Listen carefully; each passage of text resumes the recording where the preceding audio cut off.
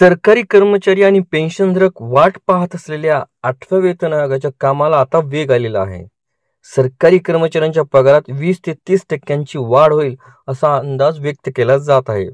50 लाखाहून अधिक केंद्रीय कर्मचारी आणि 65 लाख पेन्शनधारकांना याचा मात्र लाभ मिळणारच आहे. सरकारच्या संकेतानुसार 8वा वेतन आयोग 1 जानेवारी 2026 पासून लागू होऊ शकतो. पूर्वीचा 7वा वेतन आयोग हा 1 जानेवारी 2006 पासून लागू करण्यात आला होता आणि साधारणपणे दर 10 वर्षांनी नवीन वेतन आयोग हा लागू केला जातो. त्यानुसार जानेवारी 2026 पासून 8वा वेतन आयोग लागू होणे अपेक्षित आहे. कर्मचाऱ्यांचे मूळ वेतन ठरवण्यात फिटमेंट फॅक्टर हा सर्वात मोठा महत्त्वाची भूमिका बजावत असतो. 7व्या वेतन आयोगामध्ये तो 2.57 इतका होता, ज्यामुळे किमान वेतन हे 7,000 रुपयावरून 18,000 रुपये झाले.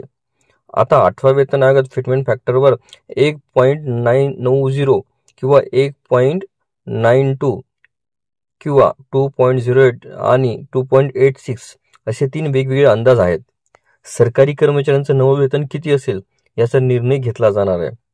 जर फिटमेंट फॅक्टर 2.86 असेल तर किमान वेतन हे 18,000 रुपयावरून 51,480 रुपयापर्यंत जाऊ शकतो.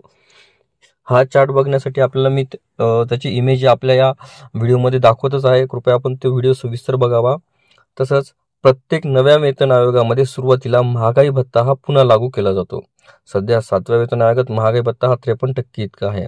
मात्र 8व्या वेतन आयोगात तो शून्याहून रिसेट केला जाईल आणि नंतर हळूहळू त्यात वाढ केली जाईल. सध्या किमान पेन्शन ही 9,000 रुपये प्रति महिना आहे. सरकारी कर्मचाऱ्यांचं जास्तीत जास्त पेन्शन हे 50% मूळ वेतना इतकं निश्चित करण्यात आले. सध्या जास्तीत जास्त पेन्शन 1,25,000 रुपये प्रति महिना आहे. 8व्या वेतन आयोगामध्ये ते 3 लाख रुपयेपर्यंत असू शकतं. 8व्या वेतन आयोगाबाबत सरकारकडून अद्याप अधिकृत घोषणा करण्यात आलेली नसली तरी त्याच्या शिफारशींवर 2025 मध्ये निर्णय होऊन 2026 पासून त्याची अंमलबजावणी होण्याची शक्यता आहे.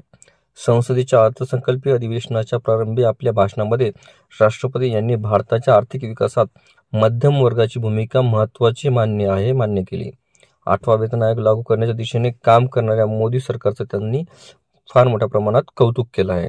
आपल्याला व्हिडिओ आवडले असल्यास चॅनलला नक्कीच लाईक, शेअर आणि कॉमेंट्स करायला विसरू नका.